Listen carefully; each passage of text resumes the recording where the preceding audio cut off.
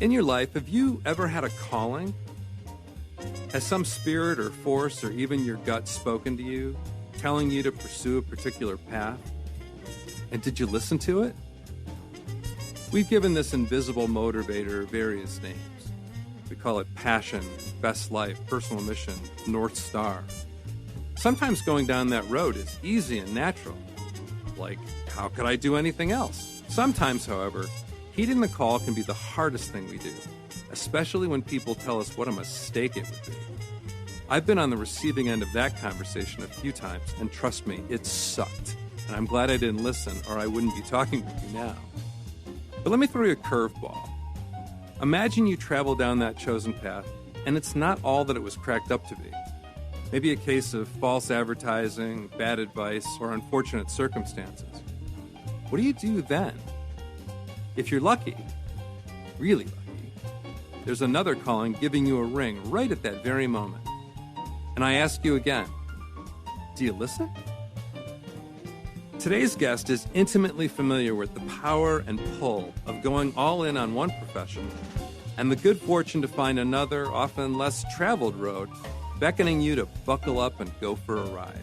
I'm John Reed, and this is Sticky Lawyers, a podcast featuring conversations with attorneys who differentiate themselves by what they do in and outside the practice of law and through the relationships they build. John Naranja, MD, Dr. John, is many things. Dutiful son of immigrant parents, the child of two physicians, a bootstrapper, a patriot, an orthopedic surgeon, an unorthodox personal injury attorney, a sticky lawyer.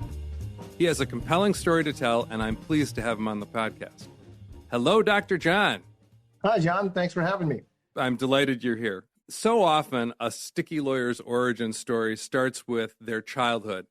Tell us about your upbringing. As you mentioned in your intro, my parents were both immigrated from the Philippines, and they were both doctors. There was a shortage of physicians in the United States.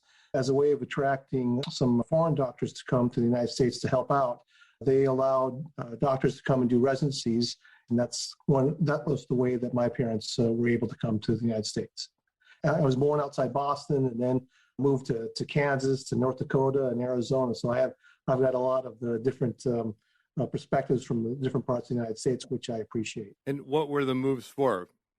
In part, they were due to the further education or postgraduate education from my dad. In completing the initial residency in psychiatry outside Boston, he subsequently went to do some further training in Kansas City and then started his own practice in North Dakota. Later on, he joined the military, and then we moved around because of the military as well. And what was your mother's specialty? My mother was in family practice in the military as well. When and how did you make the decision to become a doctor? Growing up in the household with the two physicians, it was easy to identify with that career field. I was able to see the gratification that my parents had in terms of helping take care of patients. I saw the medical books that they saw, and for some curious reason, I wanted to look through them and learn what was in them. I was living in an environment that helped me develop that career path or that career mindset. Undergraduate at Creighton in Nebraska, good school. Then Georgetown. That's quite a transition. Why Georgetown?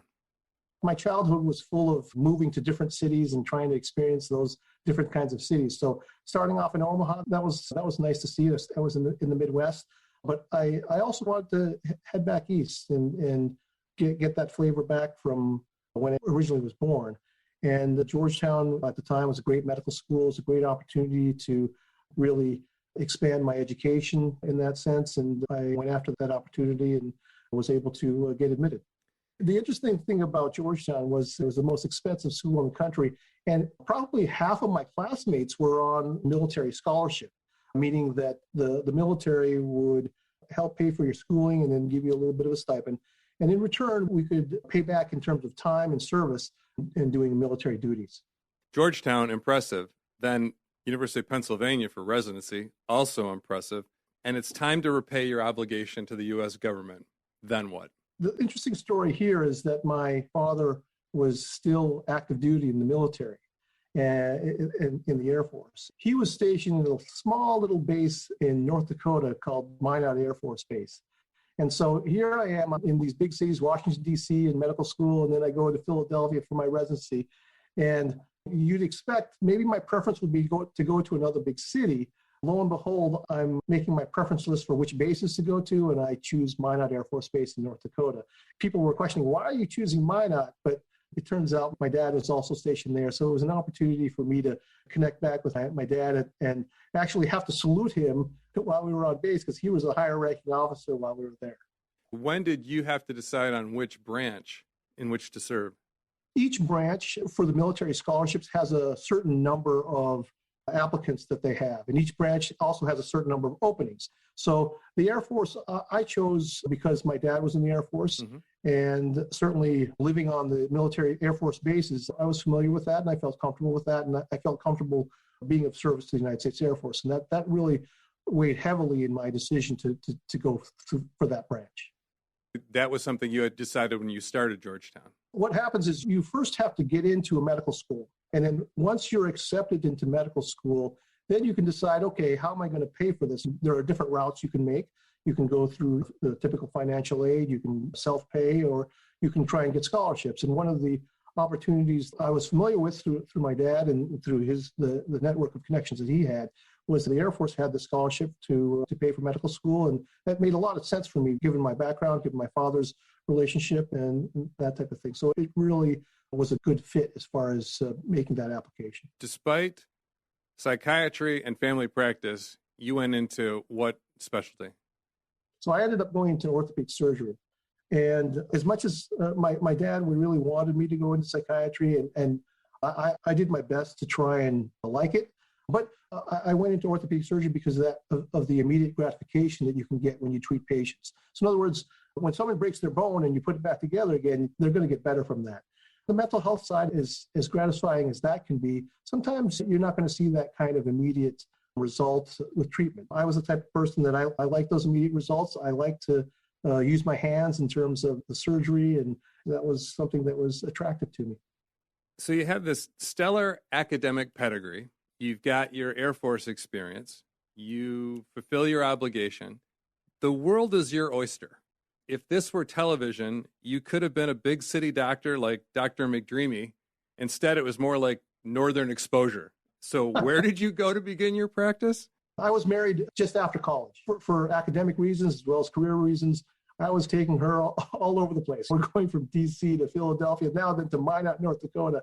I promised her after I was done with that obligation, I said, as long as I can find a career opportunity in a particular any location, you pick the area that you like and we'll make the best of it.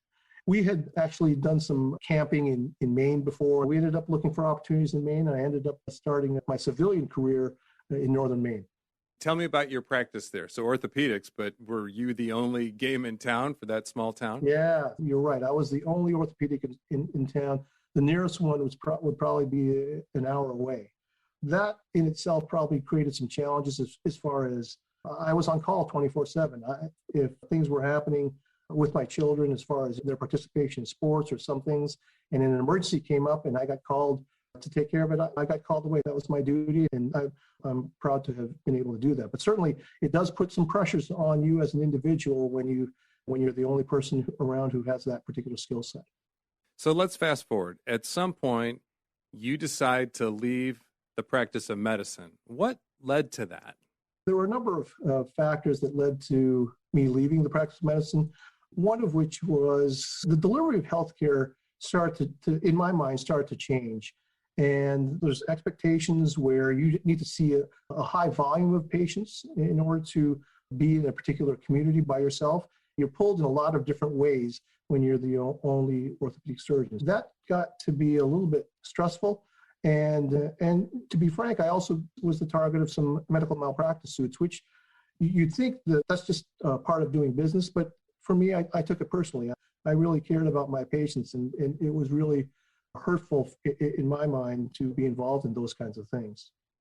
I used to practice in medical malpractice defense, and I had two different experiences involved with one case where there was a dentist being sued, and it was a relatively minor claim, certainly not life-threatening or anything like that.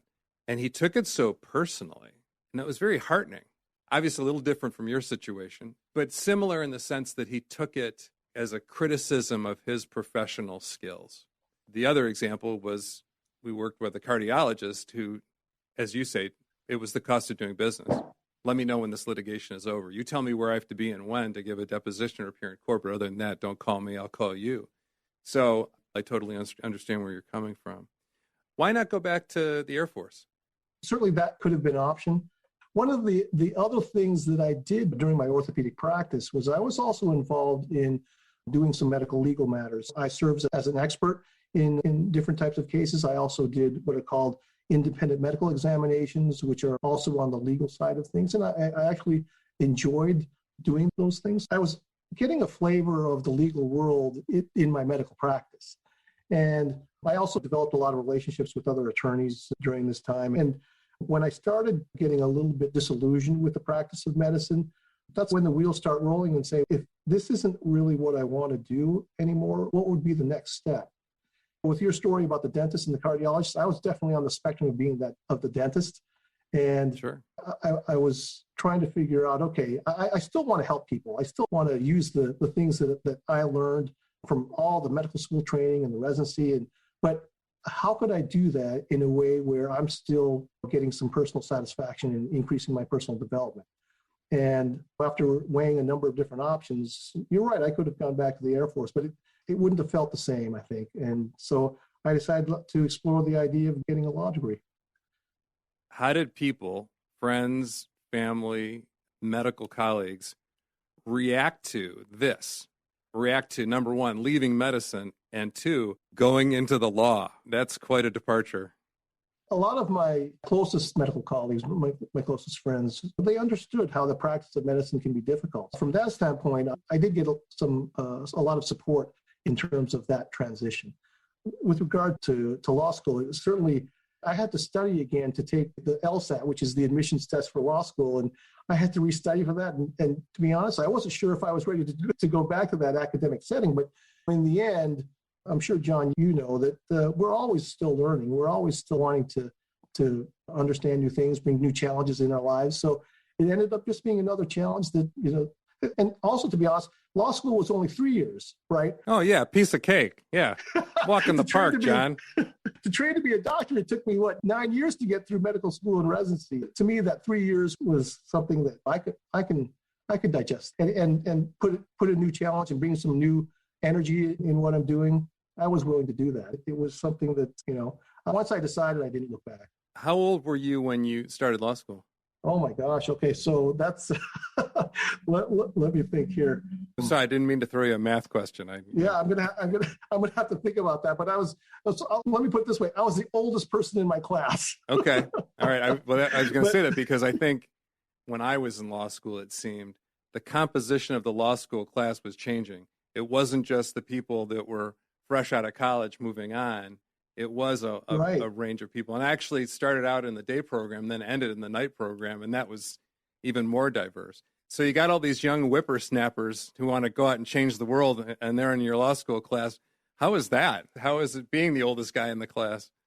It was actually really refreshing because you're exchanging all these ideas. I'm stuck in my ways as a previous surgeon, and I like to have things mechanically the same way every time because then I can predict what's going to happen. But here I am in this class of young students and exchanging ideas with them. It was actually very exciting. And I learned so many things from this new generation of learners. When I was in medical school, the reason why doctors have such poor handwriting is because they're trying to take notes as fast as they can and they're writing them. Okay. In my law school classes, everybody had their laptop computers out. And I'm looking around, how come nobody's taking notes, but they're all taking notes? So now I had to reconfigure myself into a different kind of student. And to be honest, I really enjoyed that part of it, enjoyed that technology and being able to be involved in school again. Like I said, it was just refreshing to do and it was fun. In medical school, everything was about making sure that you were going to get the best grades and you didn't want to do a lot of extracurricular types of things. But in law school, you know what? I'm going to try and expose myself to as many different things as possible, not just the books. So I ended up entering all these competitions mediation competitions and moot court type of competitions. Ended up winning a few, and we went to Ireland for one of them, and we won this competition. And I told my kids, I said, so I'm a world champion with this. I was only a national mooter. You were an international mooter. But I hear you. That's funny. I had more fun in law school than I was supposed to have. Law school was my college. And yes, I'm a lifelong learner, but I pretty much can guarantee I could not now get into the schools that I got into. You'd be surprised at what you can do. To be honest with you, I do get some communications from people who say, I'm thinking about being a doctor, or I'm thinking about being a lawyer. What can you do? And you'd be surprised at that you can really accomplish a lot. I try to give that advice to some of the younger people that come and talk to me about my career choices. Let's take a short break, and when we return, we'll learn more about the personal injury practice Dr. John has fashioned for himself. It's not what you think. Stay tuned. If you can't say anything nice, don't say anything at all. Important words, especially for politicians. But what about if you can't say anything valuable? Don't say anything at all. That's the guiding principle for the Rain BDM newsletter. Every day, our team gives and gets valuable advice, useful information we often share in our newsletter. We cover business development tips and techniques, marketing hits and misses, legal industry trends, all in our signature Rain BDM style. To sign up, visit Rain BDM. Scroll down to the bottom of any page and fill in your contact information. Then click Submit. It's just that easy. I promise we won't bore you or spam you or harangue you. And if you want to say something nice about our newsletter to your colleagues and friends, that would be great too. Thanks in advance for subscribing. We're back with orthopedic surgeon turned lawyer John Naranja.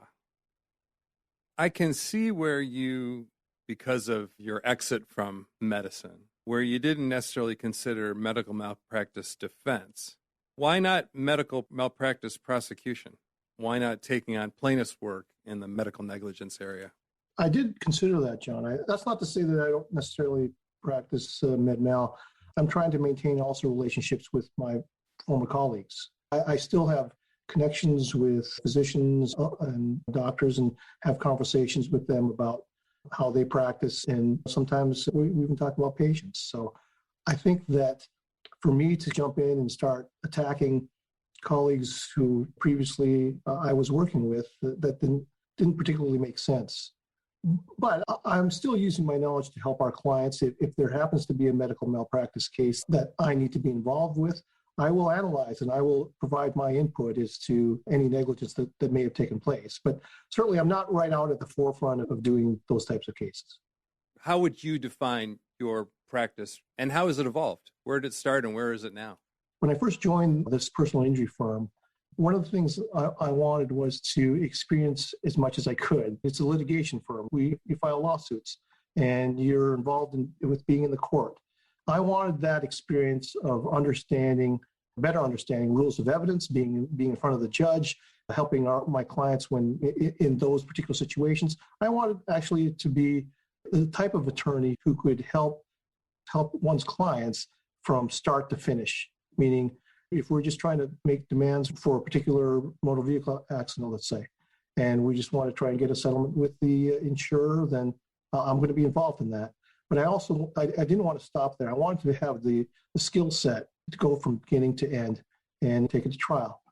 I was pretty aggressive, maybe aggressive is the wrong term. I jumped at every opportunity to get those kinds of skills. And now, after those first few years, I think I've gained those skills. I've become more specialized in the areas where I get involved. And really, it's about understanding the medicine and also speaking the language of law. Because I have those types of skill sets, I think in a unique situation to go back and forth and have an impact in how we can help our clients. You're a trial lawyer. You've tried cases before juries, before judges. But it sounds like you're not doing as much of that now. It's more of a consulting role. Tell me about that and tell me about how that works within your firm and maybe outside the firm too. At this point, we've identified this niche. Let me actually give you an example. So when we go to trial, we have to understand what is the defense going to bring up as their arguments? Who are their experts going to be? And how are they going to defend this? And oftentimes, at least in the injury portion or the damages portion of a trial, you're going expert against expert, right? And most experts don't necessarily have the time to really analyze all the nuances of how you can best present the arguments, but that's where I can come in. That's where I can say, hey, listen, this mechanism of injury for this shoulder problem that you have could only have happened in two particular ways, one of which is what happened in whatever the environment was, but the other way, it's impossible. That didn't happen. And so when I'm able to direct, because of my medical knowledge, a certain inquiry or a certain path of legal argument, that can be a big advantage in the courtroom and actually outside the courtroom. We also use this in mediations. We use this in arbitrations. So it's not limited to the courtroom.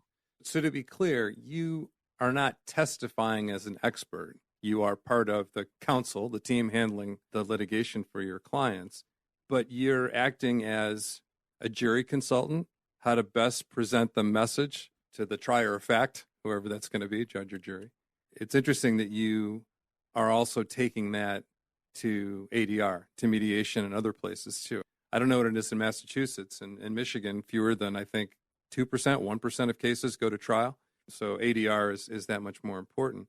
What I find so intriguing here is this is, to me, not too dissimilar from talking to the family about what the surgery is going to entail and how it went. There's a certain bedside manner that you're bringing to the courtroom. Is that on track, or am I all wet here? Yeah, I think you're definitely on track, because surgery can be at times very complex to understand. What do you mean? What is this surgery going to do? And it was really an extension of what I did professionally as a doctor to what I'm doing now. In other words, when I was a surgeon or a practicing surgeon, I needed to educate my patients as this is what we're going to do, and this is one way to think about it. So at the same time, when we go in front of a jury or in front of a layperson, we're going to have to do that same type of education, because I can speak the language of the expert doctor. I'm not going to tell them what to say. Okay, obviously I'm not going to do that, but there are certain ways that you can communicate that may be more clear in terms of understanding. You know, it's my impression that maybe second only to ER docs, surgeons have to make split-second decisions a lot of times. Things happen in the OR. And with that ability comes a tremendous amount of confidence. Here's the other thing that was attractive to me about going into litigation, right? So just like you said, as a surgeon, you have to think on your feet, because as you're doing, there are certain principles you're going to follow. Just like in the courtroom, you're going to follow the laws and determine how things are going to happen. But you also, one of the exciting things about being in the courtroom is you have to think on your feet. Sometimes a witness is going to say something that you didn't expect, and now you're going to have to figure out how you're going to deal with that, what you're going to do with these issues that come up sometimes just on the spur of the moment. So that analogy in terms of thinking on your feet, one in the discipline of surgery and the other in the discipline of being in the courtroom, it's very close. It was a seamless kind of transition in terms of the way I thought and the way that I was trained to think. Yeah, and forgive me, I can't remember the name of the book. I think the author is Atul Gawande, if that's his name. He's a doctor, but he wrote a book about checklists. We want pilots to use that same checklist every time. It's why in the operating theater, you go through the checklist at the beginning of the procedure, and at the end, you go through it again to make sure you didn't leave a sponge or something inside the patient. And it seems that for a litigation practice, that same sort of order, the checklist, makes a whole lot of sense. So you brought that kind of skill and approach too, right? Exactly. The analysis is pretty similar. You're going through things, and you're going through what possibly could happen as far as complications. You're going to try and predict, how am I going to react to that?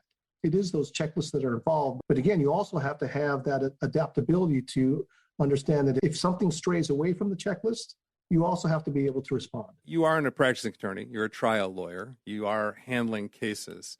But at the same time, you've developed a brand called Dr. John. And part of that brand, probably less known to clients, but maybe more known within the firm and maybe to other attorneys around town, you are a medical legal consultant. So again, you're still in the courtroom in front of the bench, but you're also in the courtroom advising and whispering in the ear and making sure things are happening. Is that a fair representation of where your practice is today? Yeah, I think that the practice has evolved into one in which we're going to use the skills that I have that I've learned both from the medical and legal, my legal education and training and experience, and we're going to use that to advocate for our clients in the best we can. And if that means that the niche is helping other attorneys or even other experts to best present the case, then that's the role I've accepted. I think that if you look at the results that we're getting with me in that role, we're very happy with how that's working. And I'm very happy because I can still maintain my relationships with my colleagues, both on the legal and medical side, and still feel like, I'm making a difference. I talked earlier in the podcast about callings, heeding the call. You've had the calling to go into medicine. You've had the calling to go into military service, and thank you for your service. You've had the calling to go into the law, but you've also had another purpose, and that's to teach. You taught students, medical students, but you also teach now as a lawyer. Tell us a little bit about trial school. Basically what that is, it's a national kind of organization where one of the things that we do in trial school is we allow other attorneys to bring cases to a panel of experts. I'm not the only person on the faculty, but there are a number of individuals on the faculty. But what happens is that other attorneys can bring their either complex cases or even simple cases and ask us for advice.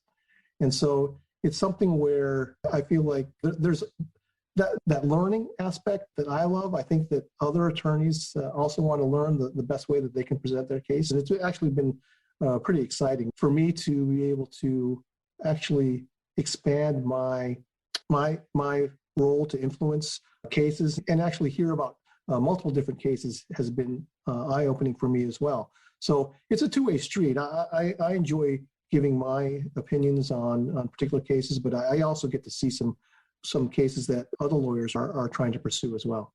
You found so many ways to give back in your life, not just your career. In 2016, you were appointed to the Massachusetts Asian American Commission, and you are the only Filipino American to serve. Can you talk to us about the work that the commission is doing, what you're doing?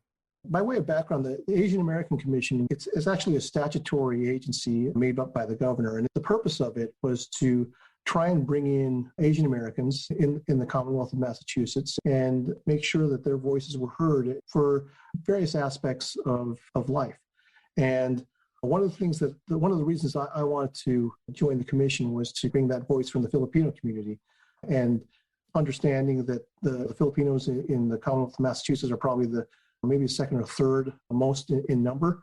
It was important from the standpoint of being in the Filipino American community for me to bring our concerns and our desires to this platform.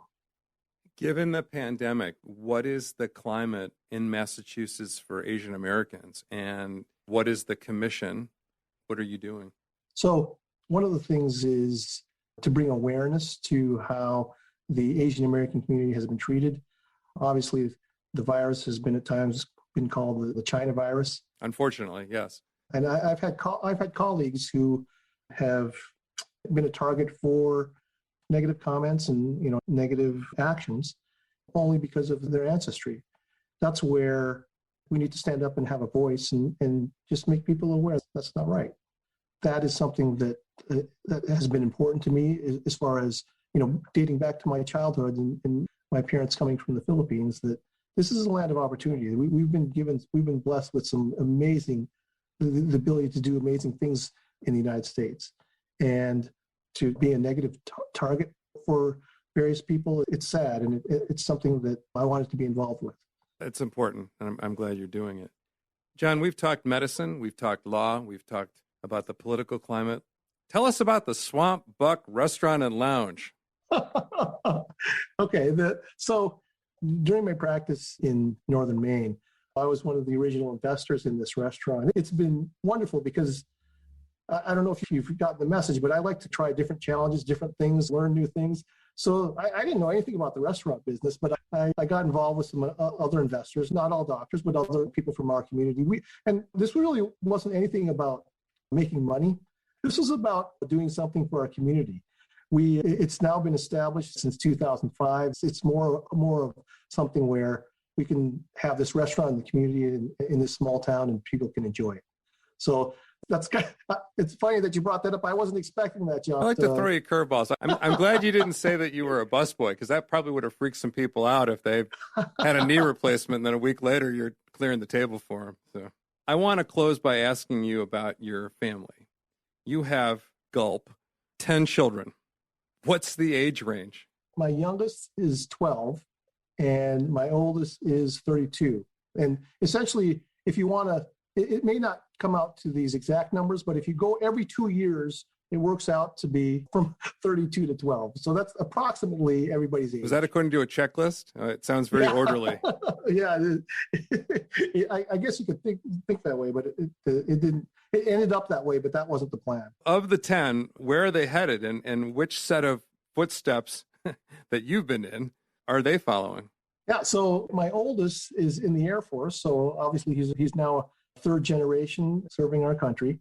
I have another older one who's a mechanical engineer, and I have another one who's wanting to go to dental school. So he's one of my older ones who potentially could go on the health career path. And then my two youngest also want to go into medicine as well. Nobody as of yet wants to go into law. Who knows what will happen? They can always go to medical school first and then go to law school. It's all the rage in your family. Yeah, just take the easy way. So, and John, I think one thing you told me that was very special is that at one point there were 3 generations of Naranja on the same Air Force base. Yes. It touches my heartstrings to see those 3 generations together in that way, and it's a moment that I'm proud of when I think about it. That's fantastic. What takeaways from your career path, your series of career paths, are you imparting to your kids? What are the learning lessons that you're bestowing upon them? First of all, I do want to acknowledge that I'm a man of faith, and I think there's a calling that's bigger than us, and I try to follow that. So that's the first thing. Secondly, I think that sometimes when life is throwing you different storms or different challenges, you can accept those challenges and try and move on. You have the ability and you have the resources. You just have to look for them in order to overcome those challenges. I'm hoping that's the kind of model I want my kids to see in me, in terms of everything doesn't go positively all the time. So you have to be able to understand that first you have your faith. Secondly, you have gifts that you've been given that you can try and use to overcome any challenges that you have. And those are the biggest things that I want to try and impart to my children and whoever I meet. I want to have those kinds of conversations where maybe people can be inspired to do more to have a calling more than just themselves. That's important to me. Dr. John, I want to thank you for taking the time to chat with me today. There is so much about you that I respect, but above all, I appreciate your ability to make major life changes, being thoughtful and strategic about them, of course, but always being true to yourself and your values. If our community of listeners wants to learn more about you, where should they go? You can go to our Digital Law website. I'm happy to get emails from people if you like. And that's on our website. It's drjohn@digital.law.com. If you have questions for me, I've been known to respond to those emails in the past. So I'm happy to get those. Platforms like this, I do really appreciate. I thank you, John, for these kinds of opportunities, because I think there are a lot of good messages that people have. And again, I'm thankful to be a part of that. Thank you for sharing your stories with us. It has been a pleasure for me. Thanks, John. And thank you for listening. To hear this episode again or to download other Sticky Lawyers episodes, visit stickylawyers.com. There you'll be able to view episode transcripts, get behind-the-scenes notes, and recommend a standout lawyer who might be a future guest.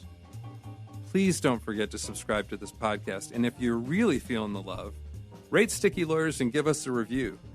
Everyone at Rain BDM who works so hard to produce this podcast would greatly appreciate it. Until next time, I'm John Reed, and you've been listening to Sticky Lawyers.